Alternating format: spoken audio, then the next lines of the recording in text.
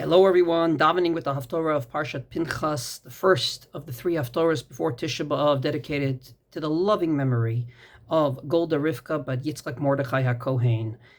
Rabbi Rothenberg, a dear friend's mother, was reinterred yesterday here in Israel. It's a beautiful mitzvah that I experienced for the first time, and indeed I'd like to dedicate all my words of Torah to someone that connected physically her body to the land of Israel yesterday. And may it be a merit to her entire family and to all the Jewish people that need many merits at this very sensitive time.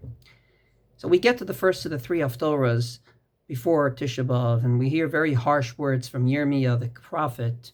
But the second to last word of the Haftorah is, as per our minhag, more encouraging words. And that are the words that we say in the Musaf of Rosh Hashanah, both on the first and the second day, both in the silent Amida and the Chazarat Hashatz, as well as a very known song, and that is the following words: Zacharti la chesed ne'urayich, ahavat kelulotayich. I remember what you did when you were very young. Lechtecha charai bamidbar be'eretz lo zurah. You followed me into the desert, into an unsown land.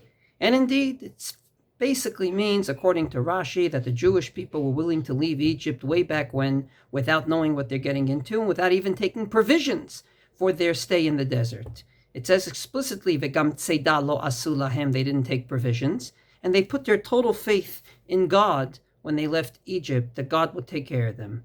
And of course we know there were bumps on the way. The water was bitter and not sweet, there was lack of food, there were complaints. And yet God says, I remember that you were willing with complete faith to come with me into the desert. And I believe there's a lesson here regarding people that come to shul. And that is the following.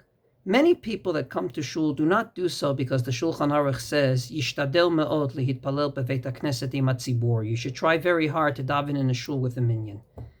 I'm pretty sure they don't even know that that particular line exists. They come to shul every Shabbos because of total faith and total trust in that faith. And I believe that instead of ruining it for them, we should encourage it. Namely, there should not be a rabbi that gets up and says, the real reason you should come is to fulfill a mitzvah of davening in a minyan, etc., etc. I'm thinking of the loads of Jews that come to shul on Shabbos because that's what their parents did, that's what they did when they were young, and that's what they believe is the right thing to do, without ifs, ands, and buts, and without knowing too much which kiyum, which fulfillment of a mitzvah they're doing when they do it. This is total faith and trust in God, just like the Jews did when they left Egypt. So our religion believes in learning Torah, and we should buttress that faith with proper textual study, not to mention understanding what we're doing in shul. But the basis, if you will, the foundation is we have total faith that what we're doing is the right thing, above and beyond anything that you'll teach me, anything that I'll read in a book. So the next time you see a Jew that comes to shul, and quite frankly, he comes because that's what you do on a Saturday morning, that's what you do Shabbos morning, encourage it. It's the basis of our religion, or to be more precise, it's on the basis of that faith that we can build many more buildings of shiurim, of lectures, and of many other things that enhance that faith. Wishing everyone a Shabbat Shalom and Besorot Tovot.